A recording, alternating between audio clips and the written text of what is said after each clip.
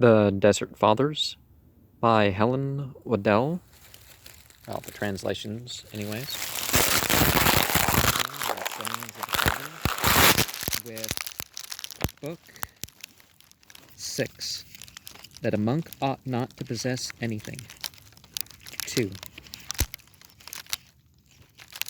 The abbot, Daniel, told the abbot, Arsenius, that at one time a magistrate came to him, bringing him the will of a certain senator, a kinsman, who had left him a very great property, and taking the will, he made to tear it across. But the magistrate fell at his feet, saying, I pray thee, tear it not, for the blame will fall on my head. And the abbot Arsenius said to him, I died before he did, and now that he is dead, how can he make me his heir? And he sent back the will, accepting nothing. 3. At one time the abbot Arsenius fell sick and skeet, and in his necessity he was in want even of a single penny. And when he could not find one, he accepted it from someone as alms, and said, I thank thee, Lord, that this thou hast made me worthy for thy sake to come to this, that I in want must ask an alms. Say, he was asking alms because he didn't take the wealth that was part of his provision. Now, he could have given it in charity or used it charitably somehow. 6. The abbot Theodore of Ferm had 3 fine codices, and he came to the abbot Macarius and said to him, I have 3 codices, and I profit by the reading of them. And the brethren also come seeking to read them, and they themselves profit. Tell me therefore what I ought to do. And the old man answering said, These are good deeds, but better than all is to possess nothing.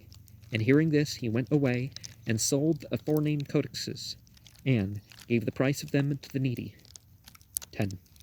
The abbot Cassian said that a certain Subdeacon had renounced the world and divided his substance among the poor, yet kept somewhat for his own use, for he had not the perfect will to humble himself by renouncing all things and to follow the rule of the common life of the brethren. And to him did Basil of holy memory say this word, Thou hast ceased from the senator, but hast not put on the monk. 11. A brother said to the abbot Pisteramon, What shall I do? For it is hard for me to sell what I have wrought with my own hands. And he answering said, The abbot Cisois and the rest used to sell the work of their hands. There is no hurt in this. But when thou art selling, say at once the price of the goods that thou dost offer. And if thou dost wish to lower the price a little, that is for thee to say, and so thou shalt find quiet.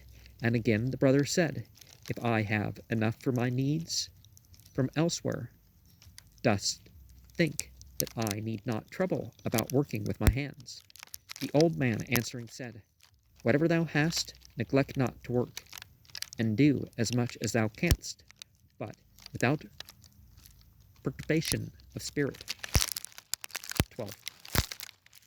A brother asked the abbot Serapion, saying, Say one word to me. The old man said, What I have to say to thee is that thou hast taken the portion of the widow and the fatherless, and set it on the window, for he hath seen it full of codices. 13. It was asked of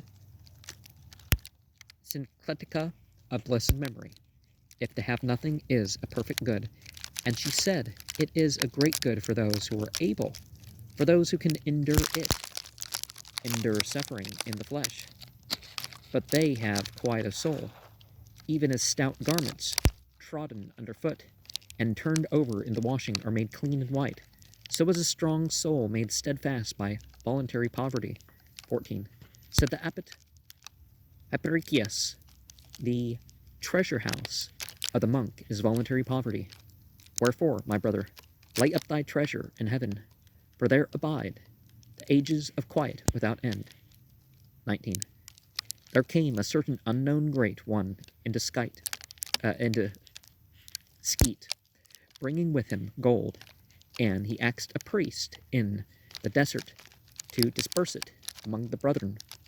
But the priest said to him, the brethren have no need of it. And since he was exceeding urgent and would not be satisfied, he laid the basket with the coins at the doorway of the church. And the priest said, whoso hath need, let him take it. And no one touched it, or indeed so much as looked upon the gold. And the old man said to him, God hath accepted thine offering. Go and give it to the poor. And he went away much edified. 20. One brought an old man money, saying, take this for thy spending, for thou hast grown old, and thou art ill. He was indeed a leper. But the old man said, dost thou come to take away my shepherd after 60 years? And behold, for all this long time of my infirmity, I have lacked for nothing, God supplying me and feeding me. And he would not consent to take it. 22. A brother asked a certain old man, saying, wouldst thou have me keep 2 gold pieces for myself against some infirmity of the body? The old man, seeing his thoughts, that he was wishful to keep them, said, even so. And the brother, going into his cell, was torn by his thoughts, saying, thinkest thou, did the old man tell me the truth or no? And rising up, he came again to the old man in penitence, and asked him, for God's sake, tell me the truth, for I am tormented thinking on these 2 gold pieces. The old man said to him, I saw that thy will was set on keeping them, so I bid thee keep them. But indeed it is not good to keep more than the body's need. If thou hadst kept the 2 gold pieces, in them would have been thy hope. And if it should happen that they were lost, how should God have any thought for us? Let us cast our thoughts upon God, since it is for him to care